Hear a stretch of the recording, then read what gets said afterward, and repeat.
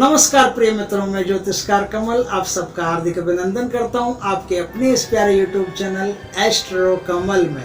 दोस्तों, आज हम बात करेंगे, कुछ खास ही बात करेंगे। आप वीडियो को छोड़ के मत जाइए, ये वीडियो आपके लिए बहुत इम्पोर्टेंट होने वाला है, क्योंकि यदि आप साधक हैं और साधना करना चाहते हैं तो इस साधना में आपको वो बातें पता चलेगी जो आपने आज तक कहीं भी किसी भी यूट्यूब चैनल पर, नेट पर, या जब तक कोई आपके पास तगड़ा गुरु नहीं है या जिसने खुद यक्षिणियों की साधना जीवन में नहीं की है, तो ऐसा कोई आदमी हो तो ही आपको ये बता सकता है। अन्यथा ये जो बातें आज मैं बता रहा हूँ आपको, ये मिलना मुश्किल है, आपको कहीं नहीं मिलेगी। और साधना के भीतर इन बातों का जानना आपके लिए ऐसे ही ज़रूरी है जैसे पानी में उतरने वाला तैरना जानता।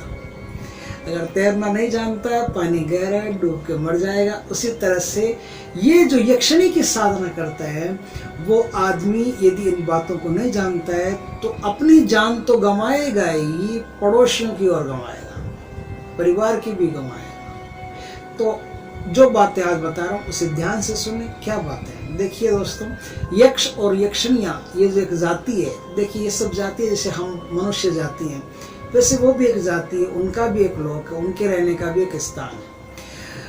यक्ष और यक्षिणियों का निर्माण कैसे हुआ है? इनका निर्माण हुआ है फॉग से, धुएं से इनका निर्माण हुआ है, ध्यान रखना है ना। जैसे अप्सरा होती है, अप्सरा की हम बात करते हैं तो अप्सरा का निर्माण जल से हुआ है, इनका निर्माण धुएं से हुआ है। ये जो यक्ष होते हैं, यक्षों का काम होता है इस संसार में कहीं भी गड़ा हुआ कोई खजाना होता है ना, उसकी रक्षा करना। उसकी रक्षा के लिए इनको सिद्ध करके पहले वह नियुक्त कर दिया जाता है कि आप भैया इस खजाने का ध्यान रखोगे। और यक्षिणियाँ जो होती है, उनकी पत्नियाँ होती है, उनका काम होता है, जो अप्सरा होती है ना, जैसे रंभा, मेनका, उर्वशी, तिलोत्तमा, जितनी भी अप्सराएं हैं ना, उन अप्सराओं की खिदमत कर, मतलब वो जो अप्सराएं कुछ भी उनको चाहिए होता है वो सारी रिकमेंडेशन यही पूरी करती है, यक्षिणियाँ पूरी करती है। तो यक्षिणियाँ अपने आप में एक बहुत ही सौम्य, बहुत ही प्यारी, बहुत ही मधुर जाती है, क्योंकि अप्सरा के साथ रहती है तो अप्सरा तो खुद मधुर होती है, बहुत सौम्य होती है, छुई मुई जैसी होती है अप्सरा, इतनी प्यारी होती है। तो उसके साथ रहने वाली है तो उसके साथ रहने वाले स्वभाव तो बढ़िया ही होगा। तो इतने बढ़िया स्वभाव की यक्षिणियाँ, ऐसा भी होता है कि जो साधक होता है उसके लिए जानलेवा बन जाती है, खतरनाक बन जाती है। और ऐसी मैं आज 10 बातें बताऊंगा, जिनमें 10वीं बात ऐसी बताऊंगा कि यक्षिणी ऐसा करने पर या ऐसा होने पर आपने एक गलती कर दी तो उस एक गलती के कारण यक्षिणी मानव जाति के लिए हानिकारक हो जाती है, उसके लिए खून पीने वाली हो जाती है, उसके लिए मारने वाली हो जाती है। तो वो गलती क्या है?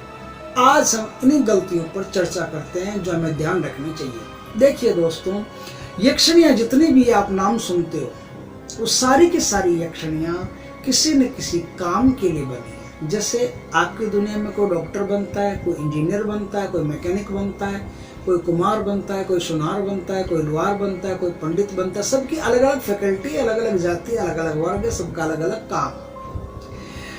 यक्षिणियों का भी अलग अलग काम है। कोई यक्षिणी ऐसी है जो आपको रसायन देती है, कोई यक्षिणी ऐसी है जो आर्थिक स्थिति में मदद करती है, कोई यक्षिणी ऐसी है जो भूत भविष्य की बातें बताती है। ऐसी बहुत से ऐसे प्रकार। इस पर मैं एक अलग स्वतंत्र वीडियो बना के दूंगा कि कौन सी यक्षिणी की साधना करने से क्या चीज़ मिलती है। उनमें कॉमन बात एक है कि यदि आपकी आर्थिक स्थिति खराब हो तो यक्षिणी आपकी आर्थिक स्थिति को पहले मजबूत करती है। बाद में कोई भी चीज़ आप रिक्वायर करोगे, जो चीज़ वो दे सकती है वो चीज़ ही आपको ला करके देगी, तो उसी चीज़ का आपको लाभ मिलेगा। दूसरी चीज़ की उम्मीद आप उससे न करें। बीकानेर में एक मेडिकल स्टोर है, उसके मालिक थे, उन्होंने यक्षिणी की साधना की और यक्षिणी की साधना करने के बाद में उनका मेडिकल स्टोर काफ़ी चल पड़ा, काफ़ी नाम हो गया, बहुत अच्छा पैसा मेडिकल स्टोर में कमाया और एकदम मतलब स्मूथ है, उनको कोई तकलीफ नहीं है, सब कुछ बढ़िया एकदम उन्होंने मेंटेन करके यक्षिणी को और 3 साल पूरे बिता दिए। 3 साल के बाद में यक्षिणी फिर अपने स्थान पर चली गई और अब उनको कोई तकलीफ नहीं, अच्छी तरह से सुदृढ़ हो गए पैसे में। इस प्रकार के बहुत सारे साधक हैं जिन्होंने यक्षिणी की साधना की है और अपने जीवन में सफलता प्राप्त की। तो कुछ ऐसे साधक भी हैं जिन्होंने साधना की और मौत के मुंह में जा पहुंचे। आप कैसे मौत के मुंह में जा पहुंचे हैं, कैसे मौत के मुंह में चले जाते हैं, उन बातों पर आज थोड़ी सी चर्चा कर लेते हैं। देखिए दोस्तों, पहली गलती ये होती है कि यक्षिणियों का मैंने कहा अलग अलग काम होता है। जो यक्षिणी जिस काम के लिए बनी है आप उससे वही काम ले सकते हो, दूसरा कोई काम नहीं ले सकते। और दूसरा काम उससे लेते हो तो जैसे आप ये समझ लो कि एक डॉक्टर है और वो ठीक तो करता है आदमी को, और आप अपनी गाड़ी की चाबी देकर के कहो कि मेरी गाड़ी में डॉक्टर साहब कार्बोरेटर में कचरा आ गया, थोड़ा ठीक कर दो ना, तो वो कहेगा कि आप मेंटल असाइलम जाओ, पागल खाने जाओ। क्रोध आएगा। तो यक्षिणी भी जिस काम के लिए बनी है, जिस काम के लिए नियुक्त की हुई है ऊपर से, वही काम उसे दिया जाए तो ठीक है। अन्य काम उसे जबरदस्ती करवाने की कोशिश की जाओ, आप थोड़ा जिद करो और करो, तो वो क्रोधित हो जाती है। तो पहली साधारण गलती है कि आप गलत काम उसको दोगे, जो वो नहीं कर सकती, जो वो नहीं करती है वो दोगे, तो यक्षिणी क्रोधित हो जाती है। दूसरी गलती इसमें क्या है कि जैसे एक जर्दा खाने वाला आदमी है, उसको इस बात का पक्का पता होगा कि जर्दा खाता है तो चॉकलेट नहीं खा सकता, जर्दा और चॉकलेट एक साथ नहीं खा सकता। जर्दा खाया है तब तक चॉकलेट नहीं खा सकता जब तक जर्दा मुंह में है। जर्दा थूको पहले फिर चॉकलेट खाओ, और चॉकलेट है तो चॉकलेट के ऊपर जर्दा नहीं खा सकता, पहले या तो चॉकलेट थूको या निगलो, दोनों में से एक काम करो, उसके बाद में जर्दा खाओ। आप क्या है, कुछ साधक ऐसे हैं जो यक्षिणी भी सिद्ध कर लेते हैं और हनुमान जी के मंदिर पे जाना शुरू रखते हैं, और नरसिंह भगवान के भी चले गए, और राम जी के भी चले गए, और कृष्ण जी के भी चले गए। नहीं, ऐसा नहीं चलेगा। हनुमान जी के, नरसिंह भगवान के, इन दोनों के मंदिर जाना तो बैन है, क्योंकि इन दोनों के मंदिर जाने से जो एनर्जी बनेगी वो एनर्जी यक्षिणी की एनर्जी से टकराएगी और फिर यक्षिणी से वो बर्दाश्त नहीं होगा। जैसे एक ऐसी में रहने वाला आदमी है, समझो ना बात को, एक ऐसी में रहने वाला आदमी हमेशा, और आप लोहार की भट्टी के पास 3 घंटा बैठे और तप गए पूरी तरह, उससे जाके गले मिलो, वो गालियां देगा, क्या कर रहे हो पागल, पहले जाकर ठंडे तो पहले नाके एकदम ठंडे हो जाओ, फिर आके मेरे पास आके बैठना। तो क्या एकदम लोहार की भट्टी से उठ करके मेरे पास आके बैठ गए, ऐसा चलेगा नहीं ना। उसी तरह से आप जब यक्षिणी को सिद्ध कर लेते हैं, यक्षिणी को सिद्ध करने के बाद में आप देवी देवताओं की जो पूजा है उस पर थोड़ा सा अंकुश रखें, वो नहीं कर सकते आप, क्योंकि देवताओं की जो एनर्जी है उस एनर्जी के सामने यक्षों की जो एनर्जी है, यक्षिणियों की जो एनर्जी है, उसमें टकराव होता है, फिर आपके लिए हानिकारक स्थिति हो जाती है, फिर यक्षिणी नाराज हो जाती है आपसे। तीसरी गलती क्या है, कुछ लोग क्या करते हैं कि यक्षिणी जब प्रकट होती है ना तो उससे 3 वरदान मांगते हैं। उन 3 वरदानों में यक्षिणी कहते हैं कि मुझे कौन से रूप में तुम पसंद करना स्वीकार करोगे, कौन से रूप में तुम मेरा वर्ण करोगे, बहन के रूप में, माँ के रूप में, पत्नी के रूप में, प्रेमिका के रूप में, कौन से रूप में। ये रूप वो नहीं बताती, रूप तो आपको ही बताना पड़ता है, वो तो कहेगी नहीं, वो तो कल इतना ही कहेगी कि कौन से रूप में मेरा वर्ण करना चाहोगे। तो कुछ लोग क्या है, जोश जोश में भोग के मारे पट्ट से ऐसा कह देते हैं कि पत्नी के रूप में। ठीक है, पत्नी के रूप में तो वो तो तैयार है, आपने माला दे दी उसको, उसका सूक्ष्म शरीर पत्नी के रूप में आपके साथ रहने लग गया। पत्नी के साथ में रहने लग गया तो भैया फिर आप दूसरी पत्नी की तरफ नजर नहीं लगा सकते। आपकी जो पत्नी हो अगर पहले से, तो उस पर नजर नहीं गाड़ सकते, वो तो गई आपसे, उसको तो त्याग करना पड़ेगा। और उसके अलावा भी यदि किसी की ताक झांक करने की या डोरे डालने की ऐसी आदत है तो वो सावधान हो जाए। आपने किसी भी पराई स्त्री को गलत दृष्टि से, कुदृष्टि से देखा तो वहाँ यक्षिणी आपके लिए हानिकारक हो सकती है। वो फिर आपकी जान तो नहीं लेगी, लेकिन फिर आपको पिटेगी बहुत, वो जम के आपकी हालत खराब कर देगी। ये तीसरी गलती है। चौथी गलती क्या है इसमें? चौथी गलती ये दोस्तों कि आपका जो शरीर है ना, उस शरीर में जितने भी रोम छिद्र हैं, ये रोम छिद्र खुले हुए होने चाहिए, क्योंकि यक्षिणी खाली आपके सामने जो दिखाई देगी उतनी नहीं है। यक्षिणी आपके रोम छिद्रों के द्वारा आपके शरीर में प्रवेश करती है, आपका जो सूक्ष्म शरीर है वहां तक पहुंचती है और सारी बातें सूक्ष्म शरीर में बैठ करके वो करती है। यक्षिणी का निर्माण जो है वो आपके शरीर में मस्तिष्क में होता है, दिमाग में होता है, खोपड़ी में होता है। लेकिन यक्षिणी खोपड़ी में जाती तब है जब वो शरीर के रोम छिद्रों से होकर के आपके शरीर में जाती है। ऐसे में क्या है, आपको दिन में 2 बार 3 बार स्नान करके और एकदम बढ़िया फर्स्ट क्लास स्नान करके तैयार रहना पड़ेगा। फर्स्ट क्लास का मतलब साबुन वाबुन से, जो भी बढ़िया आपके पास मटेरियल स्नान का, उससे अच्छी तरह से स्नान करके ऐसे रहना पड़ेगा कि आपके शरीर का रोआ रोआ खुला हो और रोए रोए से हवा आर पार आराम से आती जाती हो, कोई दिक्कत नहीं। तब यक्षिणी आप पर प्रसन्न है। नहीं तो आप अगर ऐसा करते हैं कि 3 दिन ही नहाए नहीं, शरीर मैल से भरा पड़ा और रोम छिद्र बंद हो गई, यक्षिणी आप पर नाराज होगी। फिर यक्षिणी आपको डांटेगी, फटकारेगी, पीटेगी, कुछ भी कर सकती है। ये गलती हुई, तीसरी गलती है ना, नहीं चौथी गलती। अब मैं 5वीं गलती बताता हूँ। आप जो यक्षिणी आपने सिद्ध कर ली, वो यक्षिणी यदि आप उसकी चर्चा किसी अन्य के सामने करते हो कि मैंने यक्षिणी सिद्ध की और मेरा क्या बिगाड़ेगा, कोई ऐसा कर सकता है, वैसा कर सकता है, तो आपके लिए फिर नुकसान है। आप उसकी चर्चा कहीं नहीं कर सकते, आपको शांत रहना पड़ेगा, चुप रहना पड़ेगा, और तभी यक्षिणी आप पर फिदा रहेगी, खुश रहेगी, वरना हालत खराब कर देगी ना। तो इस बात का ध्यान रखें आप। ये हुई 5वीं गलती। मैं 6ठी गलती बताता हूँ। ये परिवार के लिए है। यदि कोई स्त्री रजस्वला है, चाहे आपकी माँ रही हो, बहन रही हो, या कोई बेटी हो ऐसी जवान, वो भी रजस्वला की अवस्था में पहुंच गई हो, रजस्वला हो, और वो आपको छू ले, वो कोई चीज खाने की आपको ला करके उन हाथों से दे दे, तो आपके लिए बड़ी हानिकारक स्थिति है। तो क्या है, आप रजस वाला स्त्री के हाथ का जब भी कोई खाते हो, तो जो रजस वाला स्त्री आपको देती है उस पर यक्षिणी कोप करती है, उसे बीमार कर देती है, उसे प्रताड़ना देती है, उसे अपने रूप में नहीं, ऐसे मतलब इस रूप में लगेगा उसे जैसे कोई मेडिकल ट्रीटमेंट की जरूरत है, ऐसा, तो उसे बीमार कर देती है। तो इस प्रकार से यक्षिणी आपके परिवार के लिए घातक है। उनको सबसे पहले ये बातें जाननी जरूरी है कि भाई जब आप ऐसा कुछ कर रहे हो तो कोई रजस्वाला आपके करीब नहीं हो। इसलिए आपको पता होगा जो साधु महात्मा होते हैं वो रजस्वाला स्त्री को छूने नहीं देते। छूने का और कोई कारण नहीं है, स्त्री की सुरक्षा है। उनका क्या है, उनकी कौन सी सुरक्षा है, स्त्री की सुरक्षा है कि रजस्वाला स्त्री को छूने से रजस्वाला स्त्री पर जो देवी देवता होंगे वो कोप करेंगे, वो उनको फिर प्रताड़ित करेंगे, बीमार कर देंगे। इसलिए इस बात का खास ख्याल रखें। अब मैं 7वीं गलती बताता हूँ। ये थोड़ा ध्यान देने की बात है कि 7वीं गलती में आपके घर में कोई छोटा बच्चा है, आप यक्षिणी से बात कर रहे हो, यक्षिणी आपके कान में कुछ बोल रही है या दिमाग में कुछ क्रिएशन कर रही है या कोई चीज आपको दिखा रही है, बहुत सारे अलग अलग तरीके होते हैं, तो आपको कुछ दिखा रही है, कुछ भी आपके साथ ऐसा कर रही है, आपसे वार्तालाप चल रहा है, आपसे कन्वर्सेशन चालू है उसका। उस पीरियड में यदि आपके घर में कोई छोटा बच्चा हो, जैसे कोई 6 महीने का, 12 महीने का कोई बच्चा हो जो चल सकता हो, भाग सकता हो, 1.5 साल का हो, 2 साल का हो, छोटे बच्चे होते हैं घर में, वो बच्चा आकर के आपकी गोद में बैठ गया, तो तुरंत उस बच्चे को वायु प्रकोप पैदा हो जाएगा, उसको आफरा नाम की बीमारी शुरू हो जाएगी। आफरा का अर्थ होता है कि उसके पेट में इतनी हवा बढ़ जाएगी कि खाना खाने के लिए जगह नहीं बचेगी, फिर वो दूध नहीं पी सकता, फिर वो भोजन नहीं कर सकता, उसका पेट फूला फूला सा ऐसे रहेगा जैसे उसमें बहुत सारी हवा भर गई है पहले। आप समझ गए बात को।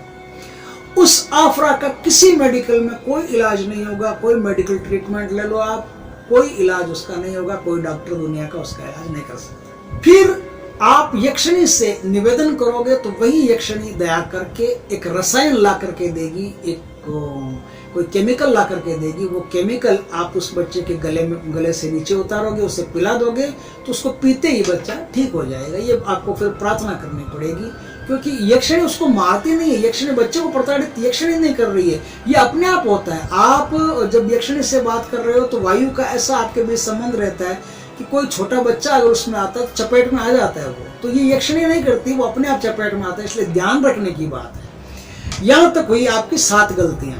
अब मैं 8वीं गलती बताता हूं। 8वीं गलती ये है कि यक्षिणी के सामने आप उड़द की दाल समझते हो, है ना, काले उड़द की दाल जिसके वो बनते हैं ना डोसा, समझ गए होंगे डोसा। उड़द की दाल का कोई भी पकवान, कोई भी चीज आप खा करके यक्षिणी के सामने गए, या जिस दिन यक्षिणी का दिन है, या आपने खा करके यक्षिणी का आह्वान कर लिया, बुला लिया, समझो आपकी सामत आ गई, यक्षिणी आप पर नाराज हो गई। आपने शरीर में कहीं भी सरसों का तेल लगा लिया, सर से लेकर के पैर तक, एडी तक, चोटी तक, कहीं भी सरसों का तेल लगा लिया, उस दिन यक्षिणी का आप आह्वान मत करना। उस दिन आह्वान कर लिया तो यक्षिणी आप पर गरज जाएगी, बरस जाएगी, आपको फिर लेने के देने पड़ जाएंगे।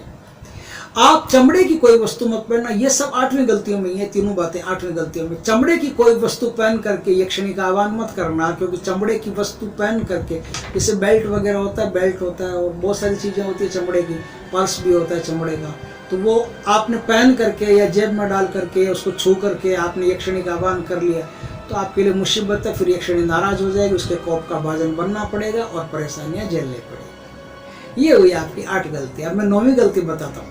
यक्षिणी सिद्ध होने के 3 साल बाद स्वयं चली जाती है, आपको भेजना नहीं पड़ता। कोई भी यक्षिणी, कितना ही बड़ा साधक, 3 साल से ज्यादा कोई साधक आज तक यक्षिणी को अपने वश में नहीं रख सका। हाँ, दूसरी बात अलग है, उसकी चर्चा फिर कभी करेंगे कि यक्षिणी जीवन भर साथ में रह सकती है। वो यक्षिणी अपनी मर्जी से आती है तब रह सकती है। आप साधना करते हो, सिद्धि करते हो, तो उस सिद्धि की बात बता रहा हूँ, यहाँ उसका मैटर अलग है, उसका वीडियो ही अलग बनेगा, कभी आप चाहोगे तो बना दूंगा। यक्षिणी 3 साल के बाद अपने आप चली जाएगी, आपकी मेहनत की जरूरत नहीं है। लेकिन कई बार क्या होता है कि ये जो सिद्धियाँ, साधनाएं, इनका नाम तो बड़ा प्यारा है, जब हम कर लेते हैं, हमें यक्षिणी मिल जाती है, हमें उसकी साधना सिद्ध हो जाती है, यक्षिणी प्रत्यक्षीकरण हो जाता है, हमारे साथ में रहने लग जाती है, तो फिर पता चलता है कि उसके साथ में रहने से क्या क्या परेशानियां हमको झेलनी पड़ रही है ना। तो फिर हम क्या है, बीच बीच में क्या ऐसे कोशिश करते रहते हैं कि कैसे छूट जाए तो बढ़िया है, कैसे छूट जाए तो बढ़िया है, कैसे छूट जाए तो बढ़िया है। देखो दोस्तों, सीधी सी बात है कि कोई ऐसा सिद्ध साधक होगा, कोई महान तांत्रिक या सिद्ध साधक जिसने बहुत सारी शक्तियां अर्जित कर रखी हो, सिर्फ वही एक ऐसा है जो यक्षिणी से या पिशाचनियों से, इनसे मुक्ति दिलवा सकता है, वरना दूसरा कोई नहीं दिलवा सकता। आप इस चक्कर में मत रहना कि आप खुद को टोना टोटका कोई मंदिर संदिर जाकर के भगवान की अर्चना आप पूजा करके आप छूट जाओगे, नहीं। वो तो फिर आपको मार देगी। आप छूटने की कोशिश करोगे तो फिर उसको पता चलेगा कि ये मुझे छोड़ने की कोशिश कर रहा है, तो फिर वो आपको मार देगी। ये 3 साल का एग्रीमेंट है जो आपको पूरा करना पड़ेगा। अगर आपने बीच में छोड़ा, बीच में छोड़ने की कोशिश की, तो फिर आपके लिए हानिकारक है। यहाँ तक कि ये गलतियां हुई, ये 9 गलतियां वो गलतियां जो नॉर्मल हो जाती है, आदमी कर लेता है, और यहाँ तक जो गलतियां वो क्षमाशील है, वो माफ़ी के लायक है, उन्हें माफ़ किया जा सकता है। यक्षिणी भी अनुनय विनय से, माफ़ी मांगने से माफ़ कर सकते हैं। लेकिन 10वीं गलती ऐसी है जो पूरे मानव जाति के लिए आप हानिकारक बन सकते हो, हानिकारक बना सकते हो। यक्षिणी को किस तरह से बना सकते हो, वो 10वीं गलती पर आपको गौर करना जरूरी है। वो 10वीं गलती ये है दोस्तों कि जिस तरह से आप ऑफिस जाते हो ना, उसी तरह से यक्षिणी का भी आने जाने का टाइम होता है।